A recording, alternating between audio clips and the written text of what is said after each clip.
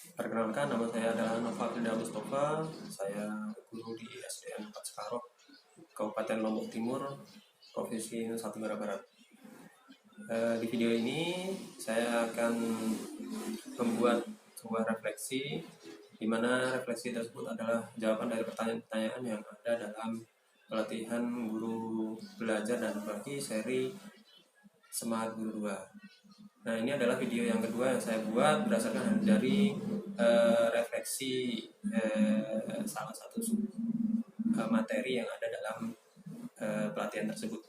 Oke, langsung saja saya akan merefleksi beberapa pertanyaan yang ada dalam submateri berpikir kritis dan penyelesaian masalah.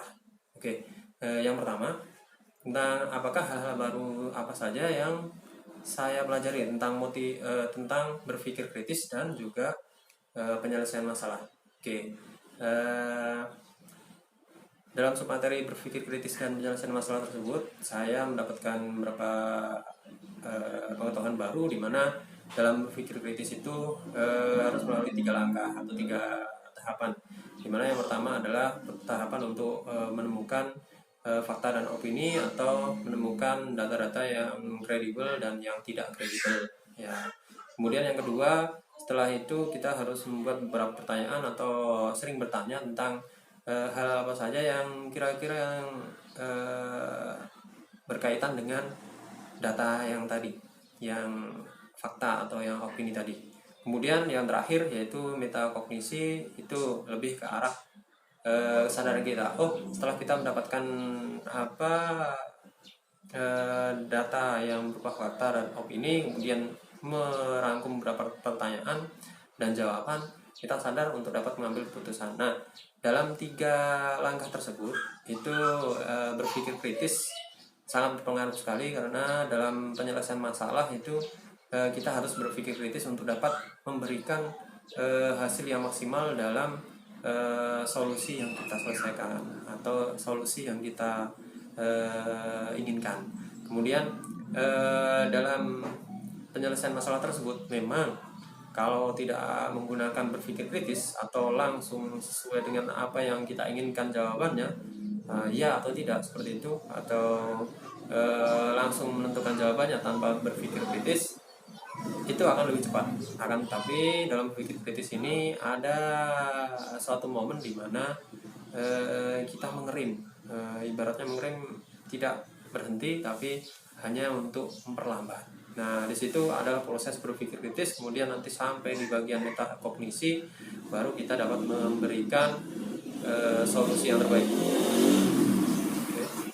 Kemudian yang kedua, bagaimana lembar aksi 1 dapat membantu dalam melatih saya untuk berpikir kritis. Ya, dalam lembar aksi 1 yang diberikan oleh materi di submateri berpikir kritis dan juga penyelesaian masalah, di situ saya mendapatkan berbagai hal baru, di mana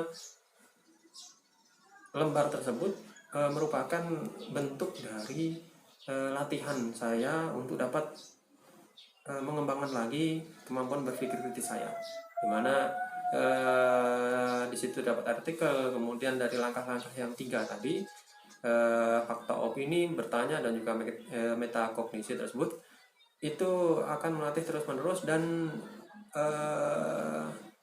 ukuran untuk waktunya nanti akan meningkat. Dalam artian, yang pertama mungkin kita akan lambat dalam menentukan solusi dari penyelesaian masalah yang ingin kita selesaikan. Nah, tapi dengan seiring berjalannya waktu, insya Allah itu akan lebih cepat, ya, lebih cepat untuk dapat memberikan hasil dari berpikir kritis itu. Kemudian yang ketiga, bagaimanakah tips-tips untuk mengajar dalam menerapkan berpikir kritis. Oke,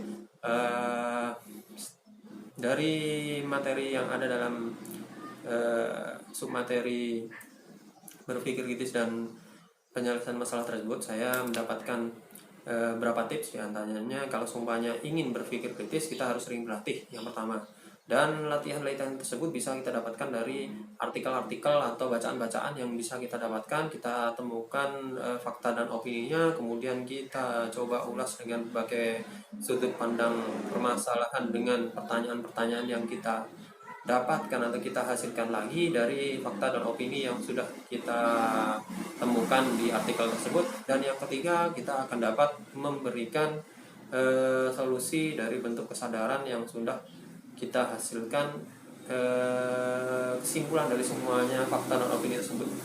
Oke, yang kedua selain sering berlatih yaitu kita harus tahu, ya kita harus tahu di mana berpikir kritis itu memang tidak secepat, ya tidak secepat memberikan solusi dari penyelesaian masalah yang kita hadapi. Ya, jadi keuntungannya di sini berpikir kritis lebih menekankan pada solusi yang maksimal yang bisa kita berikan, dan juga itu sudah dari hasil kajian dan olah pikir yang lebih baik lagi dibandingkan kalau kita langsung memberikan solusi secara langsung. Ya, itu saja mungkin tips-tips yang bisa saya berikan untuk pengajar yang ada di Indonesia. Nanti kaitannya dengan juga menyampaikan materi yang bisa kita berikan kepada peserta didik kita. Kemudian yang terakhir, saya ingin mengajak kepada Bapak Ibu guru ataupun pengajar sekalian yang masih belum mengikuti pelatihan Semangat Guru 2 dalam jangka waktu sampai sekarang ini, silahkan masih ada kesempatan untuk dapat mendaftar di akun SIM PKB Bapak Ibu guru sekalian. Oke, mungkin itu saja yang bisa saya sampaikan. Kurang dan lebihnya saya mohon maaf. Terima kasih sudah menonton video ini. Akhirul kata, assalamualaikum warahmatullahi wabarakatuh.